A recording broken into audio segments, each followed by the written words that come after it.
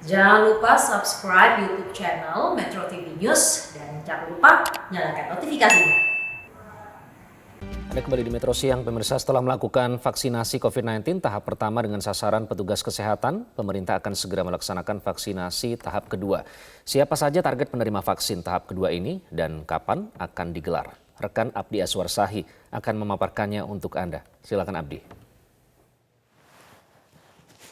Baik, terima kasih Iqbal dan selamat siang. Pemirsa, Presiden Joko Widodo pada minggu lalu telah meminta untuk melakukan proses vaksinasi COVID-19 tahap kedua pada minggu ini.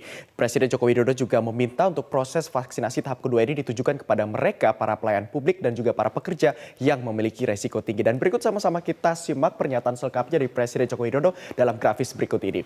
Dikatakan bahwa mulai minggu depan, mulai masuk ke pelayan publik, masyarakat mungkin bisa dilakukan untuk yang mobilitas tinggi, didahulukan misalnya pasar, sektor-sektor jasa yang padat interaksi untuk segera dilakukan. Ini dikatakan oleh Presiden Joko Widodo pada 11 Februari 2021 yang lalu. Dan kemudian pemirsa, dalam proses vaksinasi ini juga sudah diatur oleh WHO terkait dengan seperti apa roadmap-nya di tiap-tiap negara. Nah, kita akan melihat di grafis berikutnya. Menurut roadmap yang disusun oleh WHO Strategy Advisory Group of Experts on Immunization atau SAGE, karena pasokan vaksin ini tidak akan segera tersedia dalam jumlah yang mencukupi untuk memvaksinasi semua sasaran, maka pemirsa, ini ada 3 skenario penyediaan vaksin yang dipertimbangkan oleh tiap-tiap negara, yaitu sebagai berikut. Yang pertama, untuk tahap 1 ini kita lihat ada saat ketersediaan vaksin sangat terbatas untuk distribusi. Ini berkisar antara 1 sampai dengan 10% dari total populasi setiap negara untuk distribusi awal. Kemudian tahap yang kedua, saat pasokan vaksin ini meningkat tetapi ketersediaan tetap terbatas, berkisar antara 11 hingga 20% dari total populasi setiap negara. Dan tahap ketiga, saat pasokan vaksin mulai mencapai ketersediaan sedang atau berkisar antara 21 hingga 50% dari total populasi setiap negara. Dan selain dari 3 skenario penyediaan vaksin di tiap-tiap negara melalui pertimbangan dari WHO ini juga ada juga prioritas siapa saja yang akan divaksinasi. Nah, kita akan lihat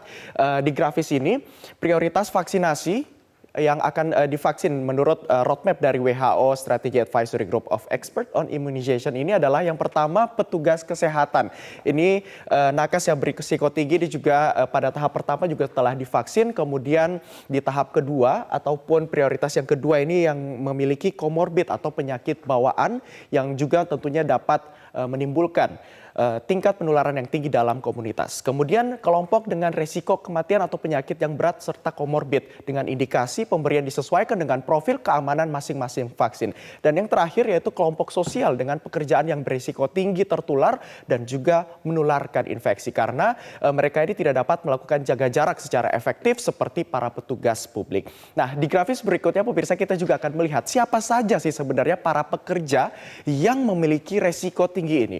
Menurut juru bicara vaksinasi dari Kementerian Kesehatan Siti Nadia Tarmizi mengatakan penerima vaksin COVID-19 tahap kedua ini yakni petugas pelayan publik yang terdiri dari tenaga pendidik, pedagang pasar, tokoh agama dan penyuluh agama, kemudian ada juga wakil rakyat, pejabat negara, pegawai pemerintah pusat maupun daerah, kemudian ada juga petugas keamanan, pelayanan publik, petugas transportasi, atlet hingga wartawan dan juga pekerja media. Nah, kita akan melihat jumlahnya secara detail, estimasi ada berapa saja nantinya para pekerja yang berisiko tinggi ini yang akan menerima vaksin. Kita lihat dari pekerja dari pendidik. Ini terdiri dari guru, dosen, tenaga pendidik. Ini ada sekitar 5 juta orang yang akan menerima vaksin pada tahap kedua ini. Sementara untuk di pedagang pasar ada sebanyak 4 juta orang yang akan menerima vaksin di tahap kedua.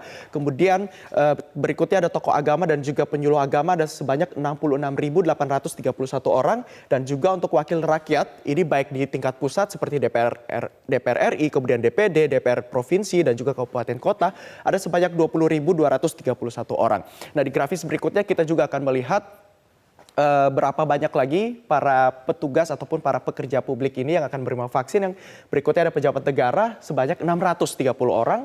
Kemudian keamanan, ini TNI Polri ada sebanyak 2.778.246 orang. Kemudian pegawai daerah juga masih berada di angka 2,7 juta orang. Dan juga pelayan publik sebanyak 3.670.069 orang. Ini juga cukup banyak ya. Di grafis berikutnya selanjutnya kita juga akan melihat ada para petugas transportasi. Ini ada sebanyak 1,2 juta orang yang juga akan menerima vaksin. Kemudian atlet, ini ada sebanyak 1.175 orang. Dan ada juga wartawan atau pekerja media. Berarti termasuk saya pemirsa juga akan menerima vaksin di tahap kedua ini karena saya termasuk dalam golongan wartawan dan juga pekerja media. Dan untuk mengetahui seperti apa atau berapa banyak nantinya pekerja media yang akan menerima vaksin di tahap kedua ini, berikut sama-sama kita simak pernyataan selengkapnya dari anggota Dewan Pers. Untuk wartawan atau pekerja media, yang pertama adalah untuk teman-teman wartawan yang melakukan liputan di lapangan. Tentu karena pertimbangannya ketika meliput di lapangan itu banyak berinteraksi dengan berbagai pihak ya, dengan narasumber, dengan wartawan yang lain, tentu resikonya cukup tinggi. Yang kedua adalah teman-teman wartawan atau pekerja media yang tetap masuk kantor.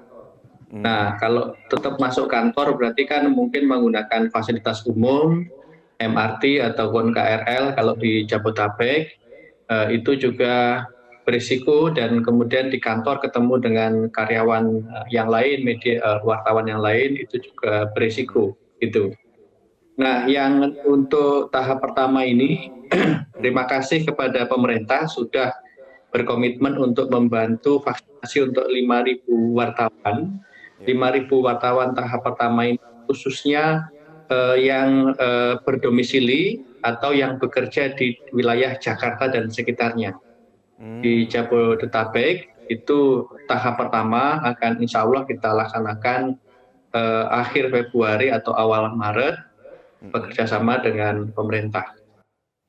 Nah, pemirsa, itulah tadi pernyataan dari anggota Dewan Pers Agus Sudipyo yang menyatakan bahwa untuk media dan juga rekan pers nanti akan mendapatkan vaksin di tahap kedua ini dengan jumlah kurang lebih 5.000 untuk mereka yang berada di kawasan Jakarta dan juga sekitarnya. Nah, selanjutnya pemirsa, vaksinasi COVID-19 tahap kedua ini akan dilaksanakan yang akan dimulai pada 17 Februari 2021. Jubir vaksinasi COVID-19 Kementerian Kesehatan Siti Nadia Tarmizi mengatakan pihaknya akan memberikan vaksin berdasarkan sistem klaster, di mana lansia atau para lanjut usia dan pelayanan publik ini akan menjadi klaster yang diutamakan untuk menerima jatah vaksin. Nah, dia juga mengatakan tingginya angka kematian COVID-19 pada lansia ini menjadi pertimbangan pemerintah untuk memprioritaskan lansia untuk menerima vaksin pada tahap kedua ini. Di mana target penerima vaksin untuk para pekerja pelayanan publik ini adalah sebanyak 17,4 juta untuk para pekerja pelayanan publik yang terdiri dari TNI, Polri, dan juga aparat hukum, serta beberapa yang sudah saya sebutkan di grafis sebelumnya. Dan kemudian untuk usia atau untuk para lansia di atas 60 tahun, ini jumlahnya ada sebanyak 21,5 juta untuk mereka yang berada di usia lebih dari 60 tahun. Nah, pemirsa, untuk pelaksanaan vaksinasi tahap kedua ini memang masih dalam tahap gelombang pertama, di mana gelombang pertama ini periode rentan waktunya ini berada di area Januari hingga April 2021 dan dibagi ke dalam dua tahap. Untuk tahap pertama kemarin sudah dimulai sejak bulan Januari yang juga diawali oleh Presiden Joko Widodo dan beberapa pemerintah pusat lainnya, dan tahap kedua ini akan dimulai pada bulan Februari ini, tepatnya tanggal 17 nanti untuk para pekerja pelayanan publik dan juga mereka yang memiliki risiko tinggi termasuk para lansia di atas usia 60 tahun.